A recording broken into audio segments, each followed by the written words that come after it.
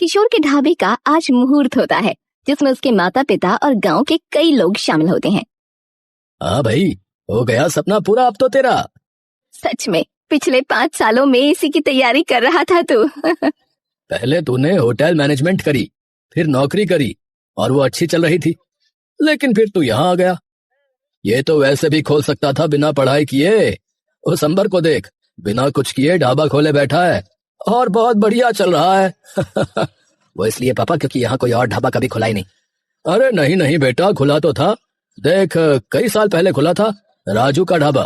अरे पापा, उस अंबर के ढाबे का खाना ना इतना भी बढ़िया नहीं है, बस तेल भरा होता है उसके खाने में। अच्छा, तो तू क्या देगा भाई, हैं? जरा वो बता दे। मैं तो खिलाऊंगा जैसे grilled cottage cheese, lentils, spinach वगैरह।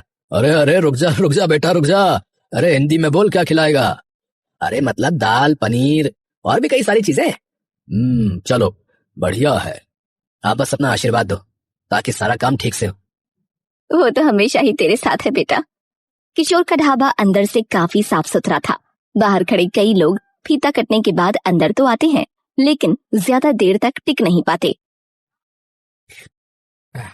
अरे ये कैसी दाल है? सच में निरा पानी है, ना नमक ना मिर्च। अरे यहाँ आना बेटा। किशोर उनके पास आता है। जी बताइए काका। अब बेटा, असल में कुछ अलग तरीके की दाल बनाई है क्या ये? और दाल भी अलग डाली है। अरे उड़द की दाल है काकी ये, और सिर्फ जीरे नमक और मिर्च में पकी है, जो कि सेहत के लिए बहुत फायदेमंद होती है।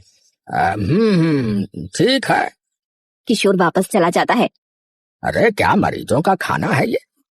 आज की बात नहीं आएंगे इस पे। वहीं किशोर के इस नए ढाबे की खबर अंबर चौधरी के कानों तक भी पहुंच जाती है, जिसका ढाबा कई सालों से गांव में था। अरे पिंटू, सुना है नया ढाबा खुला है कोई? हाँ, एक वो चौपाल के पास खुला है। जरा देख कर आते हैं शाम को एक बार कि क्या है और क्या नहीं। ठीक है पापा।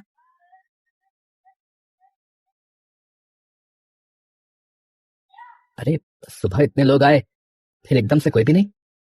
तभी अंबर और उसका बेटा पिंटू वहां आते हैं। हाँ भाई, मुबारक बेटा जी। नमस्ते काका। मैं तो बस देखने आया था तेरा ढाबा, पर पहले ही दिन ढीला मामला नजर आ रहा है।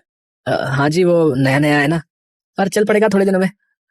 और उसकी आंखों में आंख मिलाकर उसे तीखी नजरों से देखने लगता है। बेटा जी, बहुत फूल हमने इस चमन में खिलते और मुरझाते देखे हैं, तो हवाओं के रुख से थोड़ा संभल के रहना। पर पापा, पहले ही दिन में हालत देखो, ये फूल तो एक हवा के झोंके में ढह जाएगा। चल कोई ना बेटा, ऐसी छोटी मोटी गलती तो सबसे होती है, पर तू समझदार है, सीख जाएगा। अंबर और पिंटू छाती तान कर वहां से चले जाते हैं और किशोर चुपचाप उन्हें खड़ा देखता रहता है। तभी उसकी दुकान पर कुछ गरीब लोग आ जाते हैं। अब बेटा, पूरा दिन हो गया है, हम सब ने कुछ नहीं खाया है। अरे आइए ना काका, बैठिए, इसे अपना ही घर समझिए। सब लोग नीचे बैठने लगते हैं। अरे अरे काका, ये आप लोग क्या कर रहे हैं? ऊपर बैठिए। वो सभी लोग एक दूसरे की ओर देखने लगते हैं और ऊपर बैठ जाते हैं। भगवान तुम्हारा खूब भला करे बेटा। चुप चुप जिए तू लल्ला। किशोर उनके सामने हाथ जोड़कर अपना सर झुका लेता है।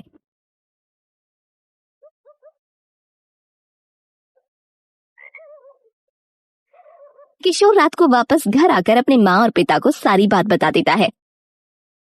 अरे तू डर मत, तू नया है इसीलिए वो थोड़ा घबराया हुआ है कि कहीं उसका धंधा ठप ना पड़ जाए। हाँ, उससे डरने की कोई जरूरत नहीं है, भगवान पे भरोसा रख।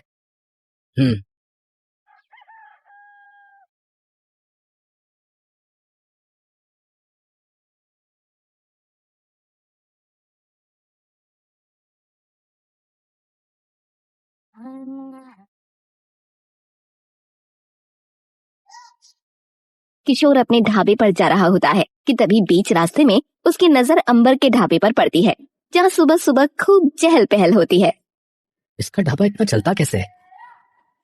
किशोर एकदम से कुछ बेचैन सा हो जाता है और धीरे से उनके ढाबे की रसोई के पास चला जाता है और देखता है कि उनकी रसोई बहुत गंदी हो रखी है। अरे इतनी गंदगी! तभी पीछे से पिंटू आ जाता है। अरे खाना बनाना सीख रहे हो क्या भाई? अरे नहीं नहीं, मैं तो बस यूं ही देख रहा था। हाँ, और यूं ही देखते ही रह जाओगे भैया। किशोर ये सुनकर एक बार फिर से कुछ नहीं बोल पाता और चुपचाप वहाँ से जाने लगता है। तभी उसका ध्यान उनके ढाबे पर बैठे कुछ ग्राहकों पर चला जाता है। अरे ये तो वही है